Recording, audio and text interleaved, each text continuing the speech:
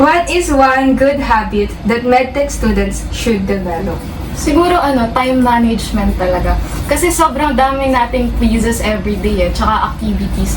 So if kaya nating i-manage yung time natin, mababawasan yung stress natin and makakapag-focus pa tayo sa ibang skills na pwede nating magawa.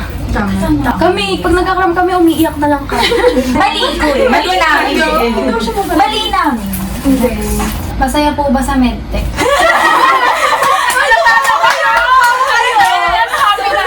Diba, pero nakaka-enjoy naman yung kumuha ng dugo, nakaka-enjoy naman yung mag-centrifuge, yung tumingin sa microscope. Up and down talaga sa kasi may mga quizzes, exam, activities, doon ka iiyak. Sabay-sabay pa yun sila mabibigay. Pero pag kukuha ka lang naman ng dugo, tingin sa microscope, magbilang ka, okay siya. Depende talaga siya kung paano mo ma-enjoy. Pero masaya rin kayo. Masaya! Masaya naman. Sobrang saya. Mas prefer mo ba laboratory works or lectures? Bakit? Siguro mas prefer ko yung sa laboratory works kasi syempre, though may lectures naman, na-discuss naman dun yung mga procedures and yung applications, pero iba pa rin yung na-apply mo siya in real life, yung experiences. Kung Hands-on ba? hands-on. Kayo ba, mas prefer yung laboratory works or lectures? Laboratory. Ang dami gagawin sa lectures eh. Sa lectures kasi minsan puro words. So medyo nakaka siya sa utak. Medyo natutulugan ko. Yung parang puro aral ka pero parang walang papatunguhan yung pag-aaral mo. Sa lab kasi talagang inaral mo, gagawin mo. Kung baga pag ginawa mo siya, matatandaan mo kung paano mo siya gagawin. Hindi yung pag binasa mo lang, sure ka pa na ma-retain sa utak. Okay, next question na tayo. Anong masasabi nyo sa stereotype na tagakuha lang ng dugo ang mga medtech? First of all, hindi po madali kumuha ng dugo. Lalo na kung tago yung ugat niya and Apat na beses! Diba? Kami ang nakikita namin kabisadong ugat ng isa't isa. Yung kita mo naman, minsan kita mo na yung ugat. Pero sa roll siya, ang likot ng ugat ko. Yung pagkatusok mo, bigla siya nagtago. Shy type din yung ugat. Ayun, hindi lang din kami nagpa-process ng mga dugo nyo.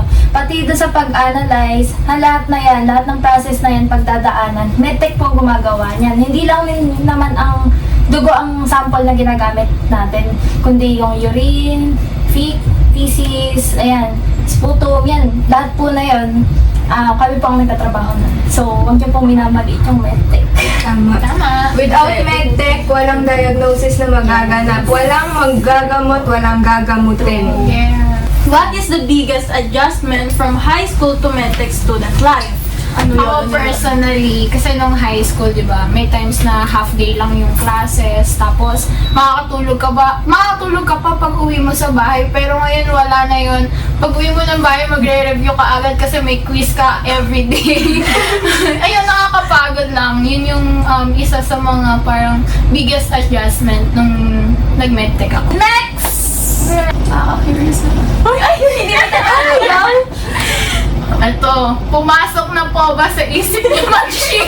Yes! Every day! Like literal, as in, araw-araw pumapasok sa isip ko yun. Kasi isipin mo, quiz araw-araw, practicals, tapos meron pa mga retem na hindi matuloy-tuloy. So may mga times na isipin mo, pwede ba mag-ship na lang ako? Kumbaga yun yung coping mechanism mo para makaligtas ka naman ng Ako pag pumapasok ako, pagkapasok ko pa lang, sabihin ko na sa kanila, gusto ko na magdrop na ako, di yun ako makikita bukas. Pero nandito pa ako ngayon. Walang nalilate dito, pero ang mga linyahan, shift na tayo. Walang, hi be, good morning, pagpasok mo, pagbaba ng bag. Magdrop na ako. Ayoko na, magdadrop na ako. Yung kasi simula pa lang ng umaga, pero pagod ka na para sa maghapon. Akala mo tapos na? May part 3 pa!